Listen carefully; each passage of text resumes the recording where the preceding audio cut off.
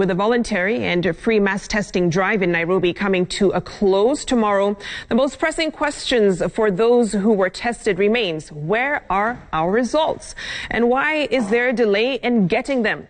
As our reporter Dorcas Wangira established, not everyone tested will receive their results, as the surveillance and response teams focus on the remaining who tested positive. Saturday, 30th May, of 2,959 samples tested, 143 were positive. As the Ministry of Health surveillance team focuses on contact tracing, what happens to the 2,816 who test negative? Have they all received their results? How? For the private hospital labs that are authorized to test for COVID-19, results are relayed via email after they have been reported to the Ministry of Health. On Sunday, 24th May, in one of the mass testing centers at St. Teresa's Girls in Mathare, those who came to test were given an assurance on their results.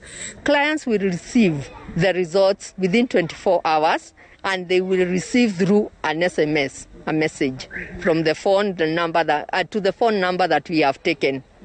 If you are positive, you are given the treatment.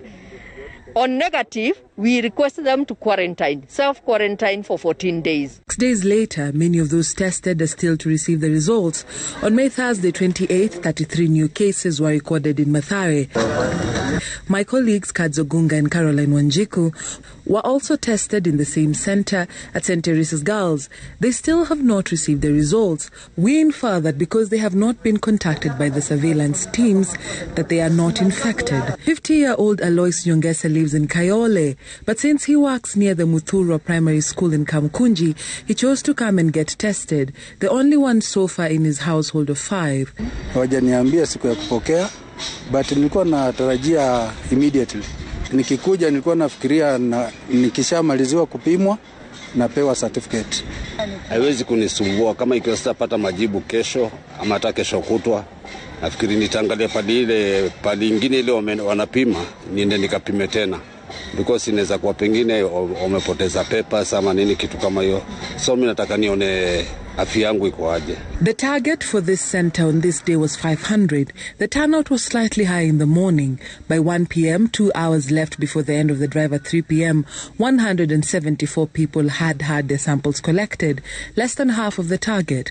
The lab technicians' work here starts and ends with collecting the samples into the transport medium. The next step is ensuring they reach safely to the labs. Then, once the samples are received, other procedures and processes continue before the results are relayed to the Ministry of Health. The kind of test we do for COVID-19 is not your typical sort of dipstick test where you're able to just take a sample, drop it on a dipstick or on a stick, and then you get a development of a color. So it's not like, for example, test for malaria, which you do a rapid diagnostic test. It's a process that takes almost 12 hours. From our findings, those coming to have their samples collected are not being told to wait for 24 hours, but 48 hours instead at the very least.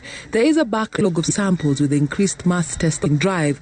So far, Kenya has tested 79,962 samples, an increase of 20,000 more from last week.